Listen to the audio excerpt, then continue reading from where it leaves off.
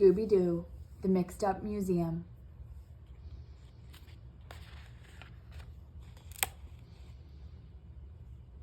Scooby-Doo, the Mixed-Up Museum by Gail Herman.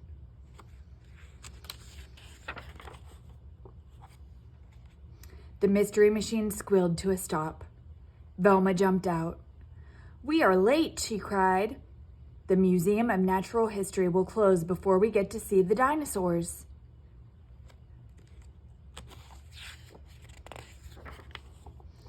"Scoob and I are sorry, Velma," Shaggy said. "But we had to stop for pizza." "Don't worry, Velma," Daphne said. "There is time to see the new show." Fred looked at a map. "The Great Dinosaur Hall is this way." "But the cafeteria is the other way," said Shaggy.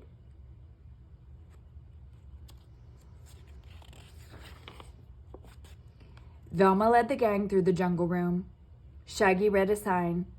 "Gorillas in the wild." "Watch out!" Scooby shouted. A gorilla was swinging right at them. "Don't worry," said Velma. "These gorillas are puppets. They are wired to move and make noise so we can see how they live in a real jungle." Shaggy sighed. I wish those bananas were real."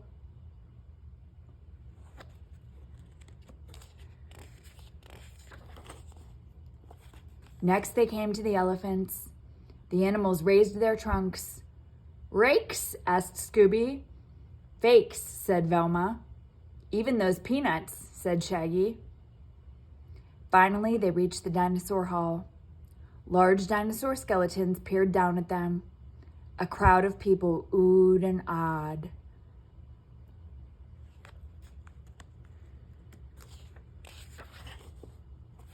"Look at that," Velma said. "A real brachiosaur skeleton." "Amazing," said Fred. "Jeepers," said Daphne. "Rikes," said Scooby. The brachiosaur looked too real. Its great jaws opened and closed. "I am starving," Shaggy said.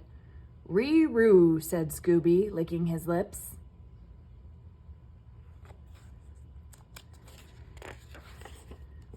Shaggy turned to a security guard. "Where's the best place to chow down?" he asked. "The cafeteria is this way," the guard said. He waved his arm and hit a sign. "Oops," said the guard. "I have new glasses and I still can't see very well, but I can take you to the cafeteria. I have to go that way to start closing the museum."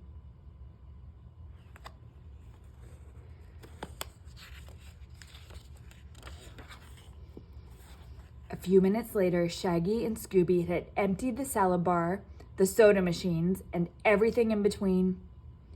All at once, the cafeteria lights flickered. On, off, on, off. Shouts echoed all around. Something was happening.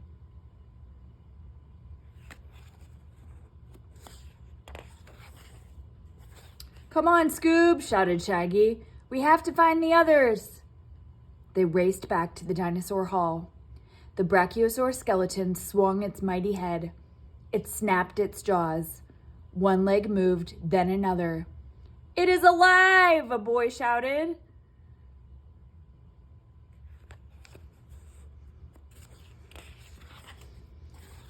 Everyone ran in fright. "Don't panic," Velma called. A shadow fell over the gang. The dinosaur roared right over their heads. "Run!" Fred said.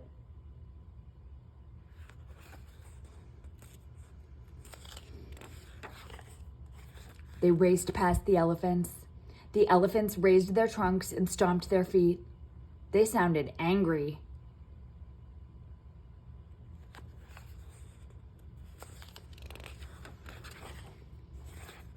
Scooby and the gang sped past the gorillas. The gorillas were swinging from vine to vine. "Jinkies," cried Velma. "What is going on here?" "It looks like we have a mystery to solve," said Fred. "But we can't hang around," said Shaggy. "It is closing time." "Let's row," Scooby agreed.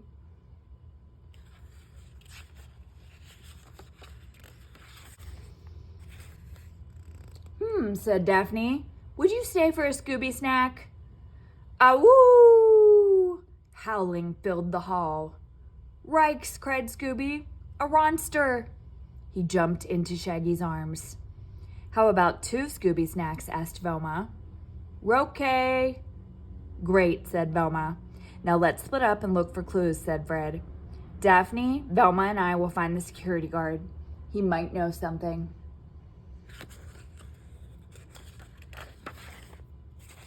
Scooby and Shaggy headed down a long, dark hall. With every footstep, they heard strange animal sounds. Then they heard a low, loud moan coming from behind a door. A sign on the door read, "Keep out." "Zoinks! It is a scary jungle beast," Shaggy yelped. "Ruh-roh!" Scooby barked. They raced back the other way. They crashed right into Velma, Fred, and Daphne. Shaggy said, "There's a monster behind that door. The sign says, 'Keep out.' And that's what I want to do."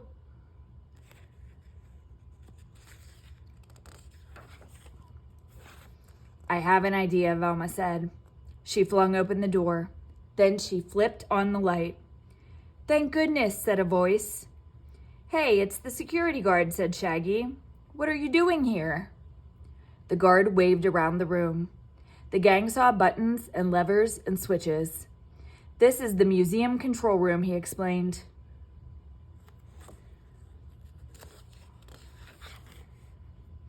"I thought so," said Velma.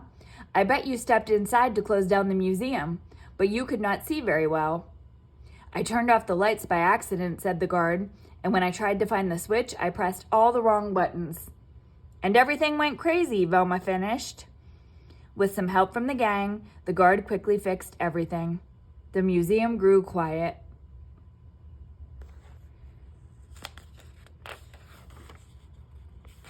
Then came a long, loud rumbling sound. Everyone jumped. "That's just Scooby's tummy," said Shaggy. "Hey, can you flip one switch back on? The one for the cafeteria?" "Scooby-Dooby-Doo," barked Scooby.